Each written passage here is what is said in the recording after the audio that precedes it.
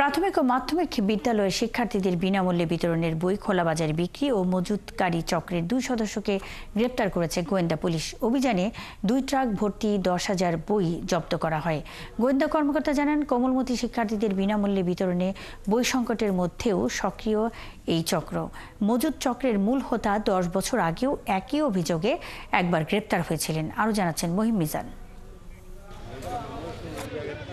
প্রাথমিক ও মাধ্যমিকের শিক্ষার্থীদের জন্য সরকার প্রতি বছর বিনামূল্যে পাঠ্য বই বিতরণ করে আসছে। বছরের শুরুতে নতুন বই পেয়ে কোমলমতি শিক্ষার্থীদের মন উৎফুল্ল হয়ে ওঠে বইগুলো হাতে পেলে।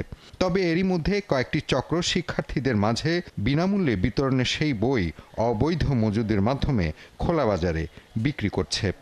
বাংলাবাজার ইস্পাহানি গলিতে বিভিন্ন গোডাউনে প্রথম থেকে 10ম শ্রেণীর বিনামূল্যে বিতরণের সরকারি পাঠ্য বই বিক্রয়ের উদ্দেশ্যে মজুত করেছে একটি চক্র। এমন তথ্যের ভিত্তিতে বুধবার বিকেলে সেখানে অভিযান চালায় ডিবি পুলিশ।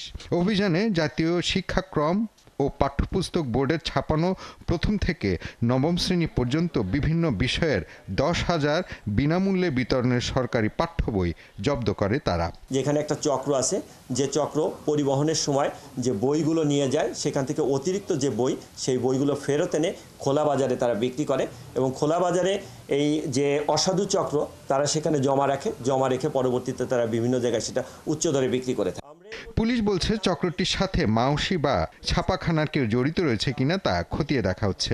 নীলক্ষেতে বিভিন্ন বইয়ের দোকানে বিনামূল্যে বিতরণের বই বিক্রি প্রসঙ্গে ডিবি কর্মকর্তা বলেন, সেখানেও নজরদারি চলছে, শিগগিরই অভিযান চালানো হবে।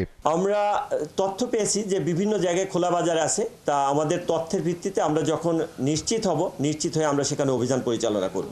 যারাই এটার সাথে সংশ্লিষ্ট থাকুক, যে মুদ্রণ প্রেস থেকে আসুক, সেখানেও আমরা আমাদের অভিযান অব্যাহত রাখবো। ঘটনার সাথে জড়িত থাকার অভিযোগে সিরাজুল ও দেলোয়ার নামে দুজনকে আটক করা হয়েছে। জব্দ করা বইয়ের মূল্য আনুমানিক 8 লাখ টাকা। মহিম মিজান, 71, ঢাকা।